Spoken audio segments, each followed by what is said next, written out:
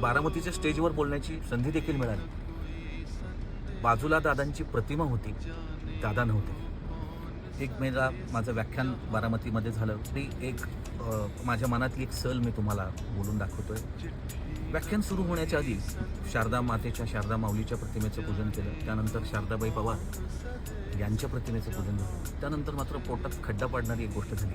आम्हाला त्यानंतर स्वर्गीय अजितदादांच्या प्रतिमेचं पूजन करून कार्यक्रमाला सुरुवात करायची होती. मित्रांनो, मी गेली 20-1 वर्ष या क्षेत्रात कार्यरत होतो. दादांना भेटण्याचाही योग अनेक वेळा आला. सुदैवानं 2007 साली मी भाग्य म्हणेल, आमच्या ऑफिसला पण दादांनी व्हिजिट केली होती, गायडन्सही दिला होता.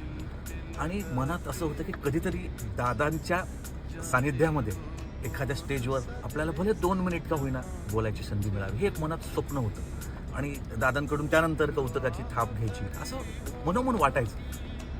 दुर्दैवानं झालं असं की मला बारामतीच्या शारदा व्याख्यानमालेत बारामतीच्या स्टेजवर बोलण्याची संधी देखील मिळाली.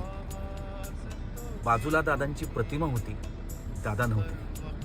एक मनाला लागलेली सल आहे. दादा खरंच की आपण बारामतीला एक वेगळी ओळख निर्माण करून दिली.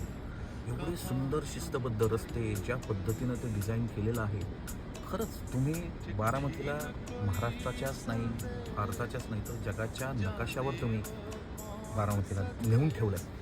तुमच्यासारखा समाजकर्ता आणि नेता होणे नाही. धन्यवाद.